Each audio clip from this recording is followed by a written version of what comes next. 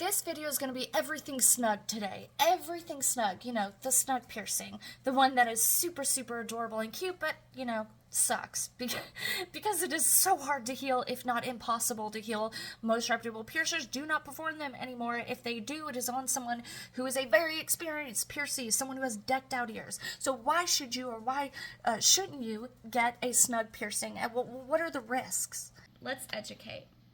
Why is a snug piercing not a good idea? The snug piercing was first made popular in the 80s. Now, some things I read are kind of contradicting. Some say the 90s, but, you know, I'm going to say 80s. Although they are extremely anatomy dependent, not everybody can get one.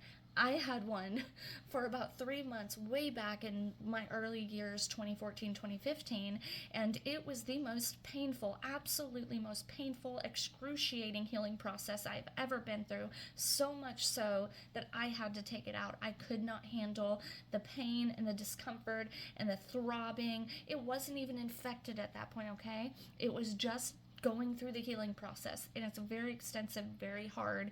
You have to be very meticulous, hence why the vast majority of reputable piercers just don't recommend it. As we all know, piercings have become an extremely popular form of self-expression. And this form of self-expression allows individuals, you guys, to showcase your unique styles. Let's start with anatomical complexity. The anatomy for a snug piercing can make it very challenging for a successful healing in general, okay? So let's start with the anatomy.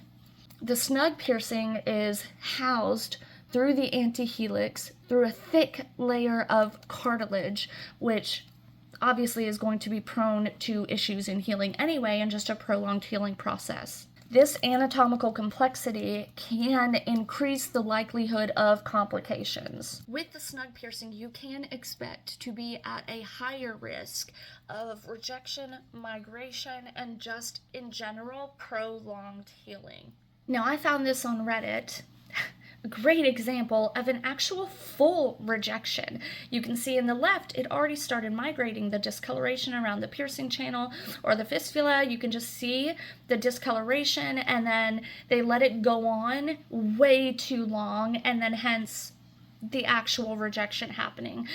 This should have been pulled a long time ago, but again, this is a common theme with the snug piercing. Sometimes even with proper aftercare and you being careful and meticulous, your body can still recognize it as a foreign object and kick it out. Next would be the risk of infection. Piercing is housed in between two cartilage folds, making it harder to maintain hygiene or adequate cleaning during the healing process. And inadequate sterilization of the proper tools, the piercing equipment, or just a poor aftercare can also contribute to infection, which we know that because that's relevant to every piercing. The snug area lacks a significant amount of blood supply, which in turn will affect the healing process. Now, the reduced blood flow can prolong healing times, it can increase complications, and that's not just in the snug area. You know, there's other areas as well that have kind of are lacking in the blood supply that, you know, are also tricky to heal. However, the snug has far more complications than many of those other piercings as well. Also, the same concept, like with the location, the same concept with like the tragus or the dot, the snug as well. You cannot wear earphones, so they're just more susceptible to complications due to where they're located. For, you know, during your everyday activities, sleeping, like I said, earbuds, brushing your hair can catch it, which again is the same with any of the outer ear piercings. However, due to the thickness of the cartilage, the layout of the actual tissue, the lack of the blood supply, it makes for a very, very hard healing process, far more harder to heal than an outer helix piercing. And also, from what I see, there are a lot of piercers that are performing this piercing that are not doing it properly. So placement is everything. You have to be extremely experienced, extremely meticulous in your placement, or they're setting you up for failure. So I see a lot of piercers doing it really shallow, or doing it too high or too low, or using jewelry that is extremely long, like overly excessive in length, which again is also setting you up for failure. So finding a piercer that actually specializes in those, and is very good at them, has a lot of experience in them, you know, okay, you do have a higher chance of being able to heal it. But again, due to the following that we're about to talk about and the previous, it's still just a very hard healing regardless. And a lot of people don't seem to be ready for this piercing. If a piercer, this is a red flag, if a piercer offers to do a snug when you ask for it, but you've never healed a cartilage piercing before, they are setting you up for failure. You are not going to be able to heal that sucker. Like, why can't I talk today? But heal that sucker. Like, you just won't. They are not a first timer. They are for experienced piercers, people who have already decorated their ears. And even then, a lot of us cannot heal them, including myself. Now, the next one is potential for pressure and discomfort. Snug piercings are located in an area that is frequently subjected to pressure and movement. Now, the snug piercing's position in relation to your ear's natural bends and curves can cause interference with the jewelry, leading to irritation and discomfort, and even damaging the surrounding tissues. It's just a tricky area. Daily activities like talking, chewing, sleeping on that side can cause discomfort, irritation, or even infection.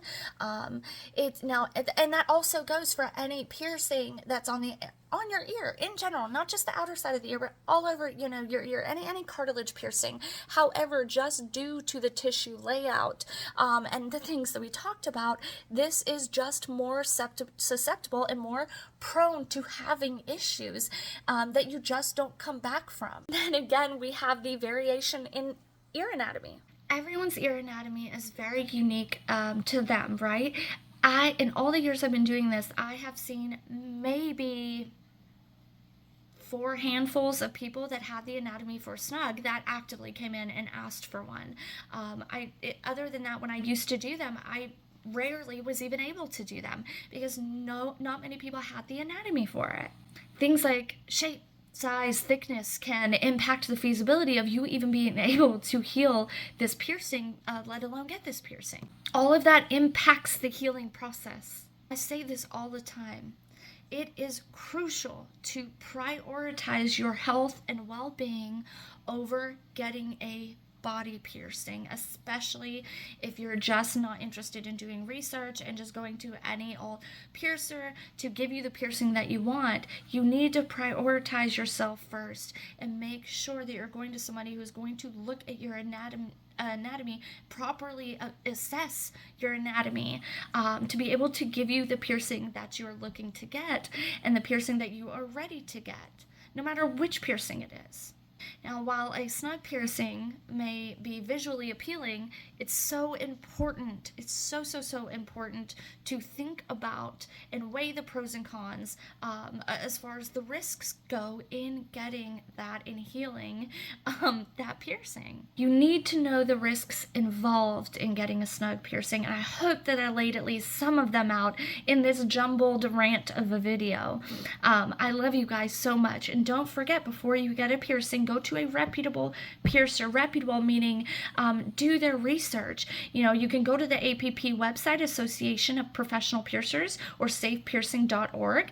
They will have a list of APP piercers. However, I can tell you this for a fact, not every APP piercer is going to be good. So make sure that you are going to, Googling, go to their portfolios online, their websites, their social media, look at their work, look at the reviews. Really know who you're going to be allowing to poke a hole in your body, because you are put at risk every time you walk into a tattoo or piercing parlor. You're putting your health at risk. It is as simple as that. And Louis Garcia is an amazing body piercer, very, very well known in the industry, and for good reason. He is amazing at education. He hosts courses and classes. He's just very smart. So if you haven't already, go and follow him. He is very good explaining these things a little bit better than me, as I have ADHD and I'm all over the place. But he's just someone who I think you would benefit from piercing information from. So hi Louie. Anyways, I love you guys so much, and I hope you have a fabulous, beautiful day, and I hope you learned something from this video, and I'm looking forward to seeing you in the next one.